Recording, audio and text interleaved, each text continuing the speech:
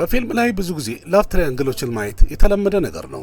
ግን በትክክለኛ ህይወት ላቭ ትራያንግል ብዙም ታይቶ አያውቅም። ለዛሬ ለማየት የምንሞክረው ምን አይነት ላቭ ትራያንግል ነው? ከዚህ በፊትም ታይቶ አይታወቅም፣ ወደፊትም ምናልባት አይታይም ይባል። ይህ ላቭ ትራያንግል እንግዲህ የቦሊውዷ ቤቦ ማለትም ከሪና ካፑር እንዲሁም አማላዩ አክተር ሻሂድ ካፑር፣ ትንሹ ነባብ የሚባለው ወይም ልዑል የሚባለው ሰይፍ አሊ ካን በሶስቱ መሀል ያለ ምርጥ ታሪክ ይዤላችሁ ቀርቤያለሁ። ሁሉም ነገራቸው በግልጽ ነው የጀመረው። በግልጽም ተፋቀሩ፣ በግልጽም ቃል ተገባቡ፣ መሐላም ፈጸሙ። እንደዛም ሆኖ የዚህ ፍቅር ግማሹ ቻፕተር ተረሳ ማለት ይቻላል።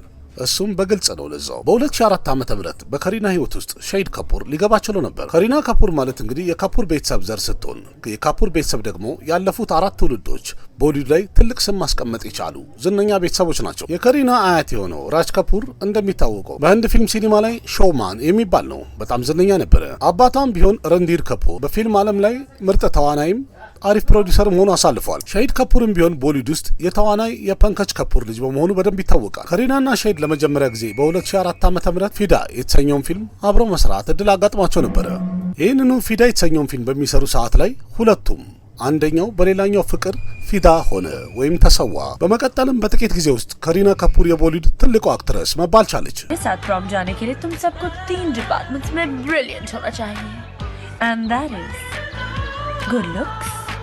Good looks and good luck. እንደሚታወቀው ሻሂድ ካፑር ደግሞ ቀደም ብሎ ወደ ቦሊውድ የገባው ኢሽቅ ፊክር በተሰኘው ፊልም ነበር። የቦሊውዱ ቸኮሌት ቤይ የሚባለው ሻሂድ ካፑር በከሪና ላይ ያደረገባት አስማት ከሱ ፍቅር ማምለጥ በጣም ከበዳት። በእርግጥ ሁለቱ አብረው የሰሩት ፊልም ፊዳ ፍሎፕ ቢሆንም የሁለቱ ፍቅር ግን ሱፐሪት መሆን ቻለ። በጣም አስገራሚ የሚያደርገውም የዚህ ፍቅር ጅምር ከከሪና ነው የመጣው ተብሏል። ካፈቀርክ ምን አስፈራ ይባል የለ። ከሪና ለፍቅራ የነበራት ቦታ በጣም ከፍተኛ ነበር። ምክንያቱም የቦሊውድ ተዋናዮች ፍቅራቸውን ለመደበቅ በሚጣጣሩበት ቦታ ላይ ወይም ደግሞ እኛ ጥሩ ጓደኛ ማቾች ነን እያሉ በሚደባብሱበት ቦታ ላይ ከሪና ግን ገና ከጅምሩ ሻሂድማ የኔ ቦይፍሬንድ ነው ብላ በግልጽ ተናገረች። እንዳውም የከረን ጆሃር ሾው ነው ካፌ ዊዝ ከረን ላይ በቀረቡ ሰዓት ላይ ከሪና ካፑር በግልጽ የተናገረችው ሻሂድን በጣም አፈቅረዋለሁ ብላ ነበር። ሻሂድም ይህን ነገር ወደኋላ አላለም። እንዲያውም እሱም በፊት ለፊት ከከሪና ጋር ያለውን የፍቅር ግንኙነት በግልጽ ተናግረዋል የተባለበት ሁኔታ መጣ። የፊልም ፍቅራቸውም እውነተኛ ፍቅራቸውም አብሮ መቀጠል ቻለ።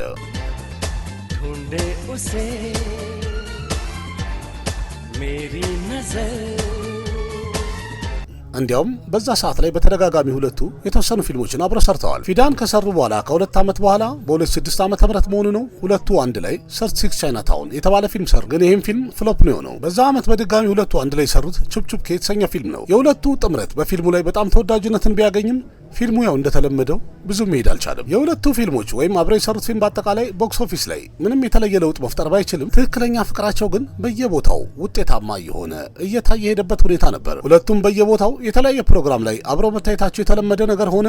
እንዲያውም አንደኛው ተገኝቶ አንዱ በጎደለበት ቦታ ላይ መነፋፈቁ በይፋ መናገር ተጀመረ። The next song that I'm going to perform on is completely incomplete without Shahid.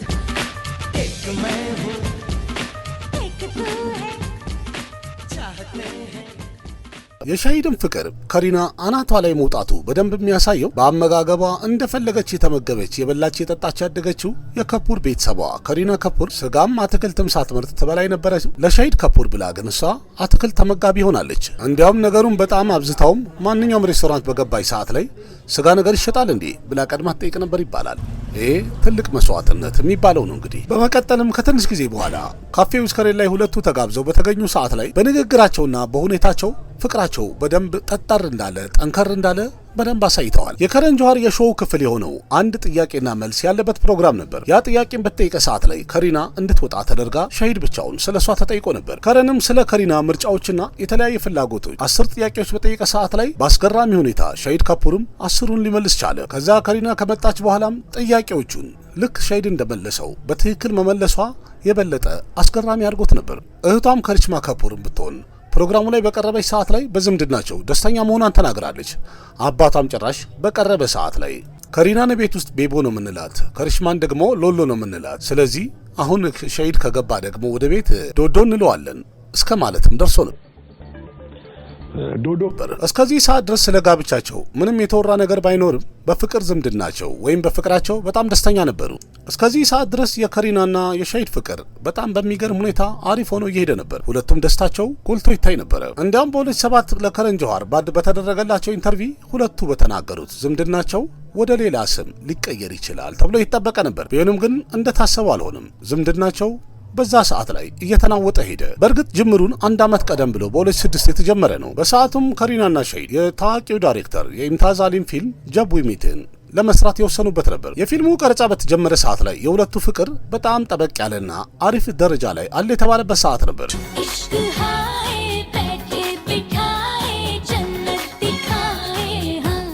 ግን የፊልሙ ቀረጻ እስከሚያልቅ ድረስ በሁለቱ መሃል ከባድ የሆነ መሻከርና መላላት እንደታየ የተለያዩ ዜናዎች መውጣት ጀመሩ። ከሪናና ሻሂድ ካፑር በተለያየ ነገር አለመግባባትና ጭቅጭቃቸው ተዘውትሮ የሚታይ ነገር ሆነ። እንዲያውም በሰዓቱ አንዳንድ የወጡ መረጃዎች እንደሚያሳዩት ከሆነ የሁለቱ ዝምድና እጅግ በጣም ሻክሮ ነበር ተብሏል።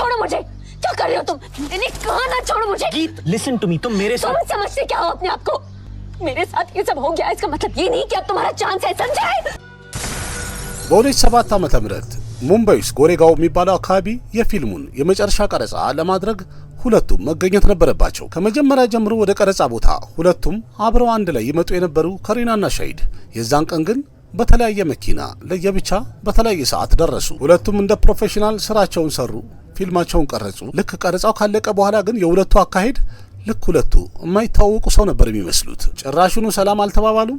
ሳይነጋገሩ በየመኪናቸው ገብተው ወደ የአቅጣጫቸው ሄዱ። እዚህ ጋር በምስሉ ላይ እንደምታዩት ሁለቱም በተለያየ መኪና ሲመጡ የሚያሳይ ትክክለኛ ቀረጻ ነው፣ የፊልም ሲን አይደለም። የጀብ ዊ ሚት የመጨረሻ ቀረጻውን ወይም የፊልሙ የመጨረሻ ሲንን ለመቀረጽ ለየብቻ የመጡበት ገጠመኝ ይሄ ነበረ።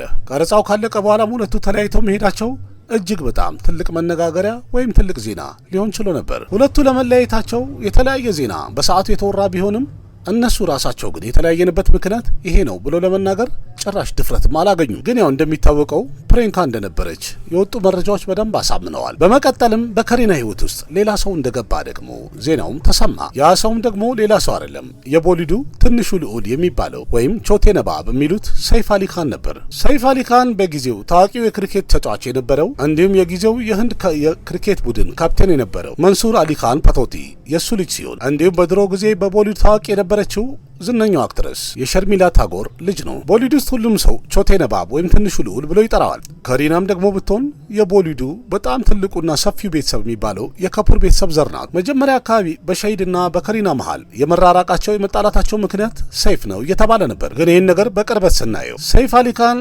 13 ዓመት በትዳር ከቆየ በኋላ የመጀመሪያ ባለቤቱን አምሪታ ሲንግን ፈቷት ነበር። ከአምሪታም 2 ልጆች የወለደ ሲሆን ከአምሪታም ከተለያየ በኋላ ደግሞ ሰይፍ አሊ ካን የጣሊያኗ ሞዴል ሮዛ ካትሎኖ ከምትባለዋ ጋር ዴት ያደረጋት ነበር። ይህም ወሬ ብቻ ሳይሆን በተደጋጋሚ ከቤተሰቡ ጋር አንድ ላይ ታይታለች። ሰይፍ አሊ ካን ከክሪሽማ ጋር ወይም ከከሪና እህት ጋር የተለያዩ ፊልሞችን የሰራ ሲሆን ጥሩ አግባብ አለው። በእድሜም ቢሆን ከከሪና ይበልጣታል። በዛም የተነሳ ሁለቱ ያላቸው የፍቅር ዝምድና 11 ዓመት እየበለጣትማ ሊፋቀሩ አይችሉም፣ ይሄ ዝም ብሎ ወሬ ነው እየተባለ ነበር። ግን ኦክቶበር 2007 ዓ.ም ላይ ሁሉም ሰው ሊያዩ የቻለው ፎቶና ቪዲዮ የሻሂድና የከሪና የፍቅር ታሪክ ሙሉ ለሙሉ እንዳበቃና ህይወታቸውን በሌላ አቅጣጫ የተጓዙ እንደሆነ በደንብ አረጋገጠ የተባለ ሆነ። ምክንያቱም በከሪና ህይወት ውስጥ ሰይፍ ገብተዋል ማለት ነው፣ ወይም በደንብ ተረጋገጠ። ግን በጣም የሚያስገርመው ነገር ሁለቱ በፍቅር በደስታና አብረው እየኖሩ በነበረበት ሰዓት ላይ የሰራቸው ፊልሞች በአጠቃላይ ፍሎፕ ነበር የሆኑት። ግን ሁለቱ ከተለያዩ በኋላ ለእይታ ይበቃው ጀብ ዊ ሚት የተሰኘው ፊልም የስኬትን ሰንደቅ ዓላማ ያውለበለበላቸው ፊልም ሊሆን ቻለ። እንዲያውም በሁለቱ የሥራ ህይወት ውስጥ እጅግ በጣም ትልቁና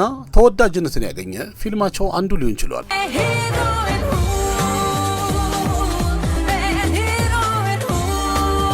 ኦክቶበር 18 2007 ዓ.ም ላይ ሙምባይ ውስጥ የተዘጋጀው ላክስ ፋሽን ዊክ የተባለ ፕሮግራም ላይ እዛ ፕሮግራም ላይ ሰይፍ አሊ ካንና ከሪና እጅ ለእጅ ተያይዘው በገቡ ሰዓት ላይ ሁሉም ደንግጦ ነው የቀረው። ይህም ብቻ ሳይሆን እንዲያውም ሰይፍ አሊ ካን ሲጠየቅ ያለው እኔና ከሪና አሁን አንድ ላይ ነን፣ በጣም ደስተኞች ነን ብሎ ተናገረ። የሚገርም ነው።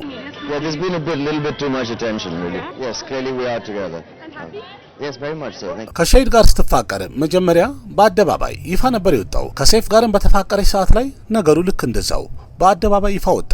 ማፍቀሯን በአደባባይ ስትናገር የነበረችው ከሪና በመጨረሻም ከሻሂድ ጋር በምን ተለያያችሁ ለሚለው ጥያቄ መልስ አለመስጠቷ ጥያቄ የሆነባት ሄደ። 2007 ዓመተ ምህረት ላይ ሁሉም ሰው የተረዳው ሸሂድና ከሪና መለያየታቸውን ነበር። ለዛም ደግሞ ምክንያት መልስ ስላጡለት የተለያዩ ጋዜጦችና ቲቪ ቻናሎች መረጃውን ከሸሂድ ከፑር ጋር እሷ ልትለያይ የቻለችው ከአምርት ታራው ጋር ሸሂድ የነበረው ቅርርብ ከሪና ስላልተመቻት ተለይተዋለች ያሉ ሲሆን አንዳንዶቹ ደግሞ በፕሪንካ ነው ያሉ ነበር ያወሩት። ግን ያ ምንም ቢሆን ከሪና አለመናገሯ ወሬውን የባሰ እንዲበዛ አድርጎታል። ግን በ2007 ዓመተ ምህረት ተሻን የሚለውን ፊልም ከሰይፍ ጋር ከሪና እየሰራቸው ነበረ ሰዓት ላይ ህመሟን፣ ችግሯን፣ ቁስሏን ለሰይፍ አማክረዋለች። በዛም የተነሳ ሁለቱ እጅግ በጣም ሊቀራረቡ ቻሉ። ስለዚህ በዛ መሀልም ሰይፍ አሊ ካን በከሪናና በሸሂድ መሀል ጥልቅ ብሎ ገባ ማለት ነው።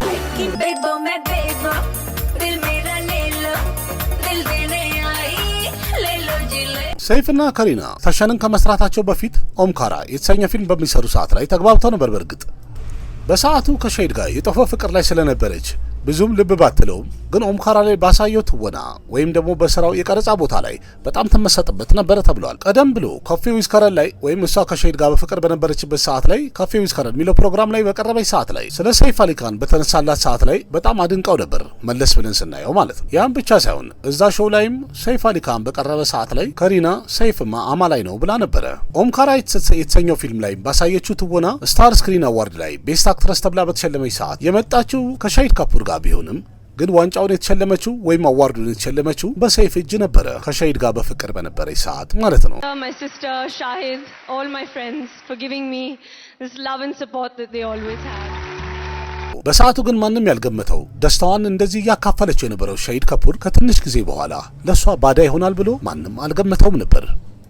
የተለያየ ቦታ ላይም የተጣላችበትን ምክንያት ደጋግሞ ሲጠይቋት ከሪና ከፑር መልስ መስጠት ጭራሽ ፍላጎቱ አይደለም። ከሪና ምንም ባትናገርም ግን ልቡ የተቃጠለው አፍቃሪዋ ሸሂድ ከፑር በመጨረሻም ዝምታውን ሰበረ። እሱም ጁላይ 22 2007 ዓ.ም ላይ ነበር። በዛ ዓመትም ታይምስ ኦፍ ኢንዲያ ላይ ሸሂድ ከፑር ጥያቄ ተጠየቀ። በየሚዲያው ላይ የሚወጣው ፎቶና ቪዲዮ ስታይ ከሪናና ሰይፍ ያላቸውን የፍቅር ግንኙነት ስታይ ምን ይሰማሃል? ቅሬታ ይሰማሃል? ብለው ጠይቀውት ነበር። አይ ይሄ ለኔ ምንም ለውጥ የለውም ብዬ ብል እንኳን ይሄ በጣም ትልቅ ውሸት ነው። እኔ ሰው ነኝ።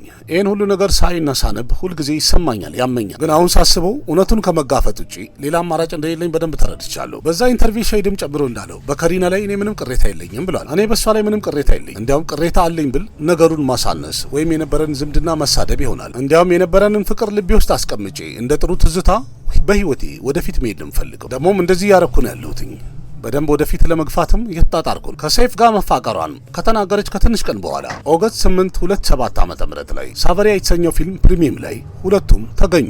ከሪናም ከሰይፍ ጋር ቦታው ላይ እጅ ለእጅ ተይዛ ነበር የመጣችው። ሸሂድ ደግሞ የተሰበረ ልቡን ይዞ ብቻውን ነበር የመጣው። እንደዛም ሆኖ እንደማይታወቅ ነው የተላለፈው። በመቀጠልም ጃንዋሪ 2010 ዓ.ም ላይ ስታር ስክሪን አዋርድ በተዘጋጀ ሰዓት ላይ ሁለቱ ፊት ለፊት እየተያዩ እንዳልተያየ እንደማይተዋወቅ ሰው ተላለፉ። አረ እንዲያውም አንደኛው ወደ ሌላኛው ዞርም ብሎ ያላየም። ሸሂድን በጠየቀ ሰዓት ላይ በጣም አስገራሚ መልስ ነው የሰጠው። ያለውም እንደነበረች ኧረ በጭራሽ አላየሁም ነበረች እንዴ አሁን አንተ ስትለኝ ያወቅኩት። በእርግጥ ቦታው ላይ አዋርድ መሸለሟን አይቻለሁ። ለዛ ደግሞ እንኳን ደስ አለሽ እላታለሁ። ግን አሁን እንዳልከው እንደዚህ መንገድ ላይ ተላለፋችሁ ላልከው ጭራሽ ልብ አላልኳትም። በእርግጥ አሁን የምጩ ደስ ስለተባልኩኝ ተገኝቼ ነበረ። እሷም ደግሞ መሸለሟ በጣም ደስ ይላል። ግን እንደዚህ ተያይተን ሁለታችን ተላልፈን አይደል? እንደዛ ከሆነ ምናልባት በስተት ይሆናል። ጁላይ 9 2010 ዓ.ም ላይ ሸሂድና ከሪና አብረው የሰሩት አንድ ፊልም ለእይታ በቃ። ይሄ ፊልም ማለት እንግዲህ የሁለቱ የመጨረሻ ፊልማቸው ለእይታ ይበቃ ማለት ነው። የፊልሙ ርዕስም ሚሌንጌ ይሰኛል። እንገናኛለን ማለት ነው። የዚህ ፊልም ቀረጻ በእርግጥ ሁለቱ በፍቅር በነበሩበት ሰዓት ላይ የተደረገ ሲሆን ግን ፊልሙ ፕሪፕሮዳክሽኑን ጨርሶ ለእይታ እስከሚበቃ ድረስ ሁለቱ ፍቅራቸው አብቅቶ ነበር። ምናልባት በዛም የተነሳ መሰለኝ ሁለቱም አንዳቸውም እንኳን ቢሆን ይህን ፊልም ፕሮሞት ለማድረግ ወይም ለማስተዋወቅ ወደፊት ጠጋ ብለው ወይም ወጥተው አያውቁም። የሁለቱ የመለያየት ነገር በጣም እየተወራ ስለነበረ ፊልም ሜከሮቹም ፊልማቸውን በዚህ ሰበብ ስኬታማ ለማድረግ ብለው አንድ ሙዚቃ ለመጨመር አሰቡ። ያ ዘፈንም ኩችቶ ባኪታ የሚል ነው። ማለት የቀረ ነገር አለን ማለት ነው። ቢሆንም ግን በመጨረሻ ስለሆነ ሙዚቃ የገባው ሸሂድና ከሪና ለየብቻ ነበር የተቀረጹት። ግን የሁሉ ነገር ተደርጎም ፊልሙ ቦክስ ኦፊስ ላይ ፍሎፕ ነው፣ ከሰረ። ግን እውነቱን እኒ ከተባለ በሸሂድና በከሪና መሃል ምንም የቀረ ነገር አልነበረም። मुझे candle light dinner कराना चाहते थे ना, लो आज वो मौका आ गया। कैंडल भी है और डिनर भी। ግን የሰይፍና የከሪና ዝምድና በጣም ጠንክሮ ወደፊት እየሄደ ነበር። ሰይፍ አንድ ቦታ በተገኘ ሰዓት ላይ ከሪና ቦታው ላይ መገኘቷ ግድ ነው። ከሪናም የተገኘችበት ቦታ ደግሞ ሰይፍ መገኘቱ ግድ የተባለ ያህል ነበረ። ሁለቱ ሁሌ ጥንድ ሆነው ስለሚታዩ በጣም የሚያምር ስም ሊሰጠው ይችላል ዝምድናቸው። እሱም ሰይፍ ፊዳ ብለውታል። ሰይፍ ሞተባት እንደማለት ነው። ሰይፍና ከሪናም የተለያዩ ፊልሞች ላይ አብረው መስራትን ቀጠሉ። ሆኖም ግን የሁለቱ ጥምረት ወይም ሁለቱ አብረው የሰሩት ፊልም ቦክስ ኦፊስ ላይ ያን ያህል ስኬታማ መሆን አልቻለም። ቢሆንም ግን የፊልሙ አለመሳካት በግል ህይወታቸው ላይ ምንም ለውጥ አልፈጠረም። ሰይፍም ባገኘው አጋጣሚ ለከሪና ያለውን ፍቅር ለመግለጽ መቼም እድሉን ወደ ኋላ አያረግም ወይም አያልፈውም።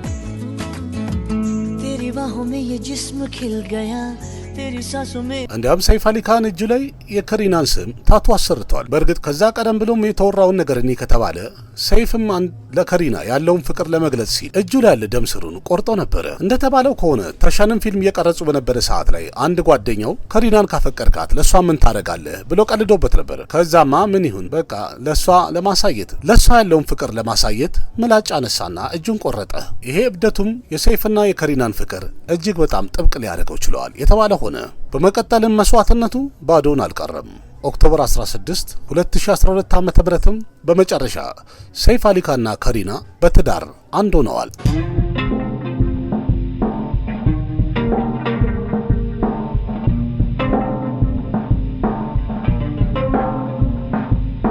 ሊሳካላት አልቻለም ነበር፣ ግን አሁን ከሰይፍ ጋር በደንብ ተሟላላት። ልክ እንደዚህ ፊልም በሚመስል ሁኔታ ሰይፍና ከሪና በትዳር አንድ ሆነው ለረጅም ጊዜ ኖረው ወልደው ከብደው ኖረዋል። ይህ ሁሉ መስዋዕትነት ከተከፈለ በኋላ ይህ ፍቅርም ወደፊት ቀጥሎ ረጅም ዓመት ቆይቷል የተባለ ነው። እንደዛም ሆኖ ግን አሁን ተፋተዋል እየተባለ ነው፣ ወይም ደግሞ ሊፋቱ ጫፍ ላይ ደርሰዋል እየተባለ በጣም የተወራባቸው ነው ያለው። ይህን ነገር በጣም አስገራሚ የሚያደርገው የተለያዩ ያወሩትን የተናገሩትን ስቴትመንቶች ወይም የሰጡትን ቃል አንድ ላይ በማድረግ ሚዲያ ላይ ከፍተኛ ሽፋን አግኝቶ እየተወራ ነው ያለው። ከሚዲያው በተጨማሪ ደግሞ በእነሱ በኩል ስናይ ሁሉም ነገር ኖርማል ሆኖ በፍቅር ደስተኛ ሆኖ እንደሚኖሩ እያየን ያለንበት ሁኔታ ነው ያለው። ለምን እንደዚህ ብለው ያወራሉ የሚለውን ነገር ደግሞ መለስ ብለን ለማየት ስንሞክር በጣም የሚገርም ነገር አሁን በቅርቡ ሰይፍ አሊ ካን ቅድም እንደነገርኳችሁ እጁ ላይ ስሟን ታቱ አሰርቶ ነበር። በድንገት ሙምባይ ኤርፖርት ላይ በታየ አንድ ፎቶ እንደሚያሳየው እጅጌ ጉርድ ቲሸርት ነበር ያደረገው። እዛ ላይ የነበረውን ታቱ ወደ ሌላ ቅርጽ አስቀይሮት ሲመጣ ይታያል። ከዛ በፊት ደግሞ ከሪና ከፑር እንደተናገረችው ከሆነ ወይም እንዳለችው ከጋብቻ በኋላ በቃ እኔ እንደ ቤት እቃ ሆንኩኝ፣ ብዙም ፊልም እየሰራው አይደለም፣ ያ ነገር ደግሞ እልህ ያዘኝ እና በድጋሚ የነበረኝን ስምና ክብር ለማስጠበቅ ፊልም መስራት ፈልጋለሁ ብላ ማለት ከትዳር በኋላ ባሌ ከለከለኝ አይደለም ያለችው፣ ከጋብቻ በኋላ ቀነስ አድርጌያለሁኝ፣ ግን አሁን በድጋሚ እንደገና ስምና ዝናዬን ክብሬን ለማስመለስ ወደ ስራ ለመመለስ ሲጣጣርኩ ነው ብላ ነበር። ያንን ቆየት ያለ ኢንተርቪውና አሁን ይሄ ታቱን ያስጠፋበትን ወይም ያስቀየረበትን ፎቶ አንድ ላይ በማድረግ ሚዲያው በኃይለኛው ያቀጣጠለው ነው ያለው። በእርግጥ ትንሽ የተገኘች አንድ ነገር ልትኖር ትችላለች። ምክንያቱም እነሱ አጠገባቸው በቅርበት ስላሉ ብዙ ነገር ይሰማሉ። ከሚሰሙት ነገር ተነስተው ግን ነገሩን በአንድ ጊዜ ፊኛ ማሳከላቸው የተለመደ ነው የህንድ ሚዲያዎች። ስለዚህ ሙሉ ለሙሉ ትክክለኛ ነው ማለት ባንችልም ግን አሁን ላይ የሆነች የተፈጠረች ነገር ትኖራለች። ግን በጋብቻ በትዳር መሀል ላይ አለመግባባት ሊኖር ይችላል። ያቺን ነገር እሷ የተናገረችውን ቀደም ያለ ንግግርና እሱ ታቱን ያስጠፋበትን ሁለቱን አንድ ላይ በማድረግ ሰይፍ አሊ ካንና ከሪና ከፑር ሊፋቱ ጫፍ ላይ ደርሰዋል ብለው በጣም በኃይለኛው ያወሩ ነው ያሉት። ስለዚህ ለፍቺው ምክንያት አድርገው እያሉ ያሉት እሱ እየማገጠባት ነው ወይም ሌላ ሴት አፍቅረዋል፣ ለዛ ነው ታቱን ያጠፋው ምናምን የሚሉ ወሬዎች በጣም በብዛት እየተወራ ነው ያለው። ይሄ ነገር ምን ያህል እውነተኛ ነው ብለን እንኳን ለማጣራት ስንሞክር የተገኘ ብዙ መረጃ ባይኖርም እነሱ ሚዲያ ላይ ወጥተው ፊት ለፊት መረጃ መስጠታቸው ወይም መናገራቸው የማይቀር ነው። ስለዚህ እንጠብቃለን። ምክንያቱም እንደዚህ እንደተወራ የሚቀር ነገር አይደለም። መጥተው ክሊር ያደርጉልናል። ካልሆነም ደግሞ አለመግባባት ካለም እየጎላ ይወጣል ማለት ነው። እንግዲህ ውድ ቤተሰቦች የዛሬን ፕሮግራም እንዴት አገኛችሁት? ያላችሁን ሀሳብ አስተያየት ኮሜንት ላይ ጻፉ። ቪዲዮ ላይክ አድርጉ። ለቤቱ አዲስ ሆናችሁም ሰብስክራይብ አድርጉ። ለጓደኞቻችሁም ሼር በማድረግ የቤተሰባችንን ቁጥር በዛ እናድርገው። እኔ አቅራቢያችሁ ቃሲም መካ ነበርኩኝ። በሌላ ቪዲዮ በድጋሚ እስከምንገናኝ ደህና ሁኑ። ባባይ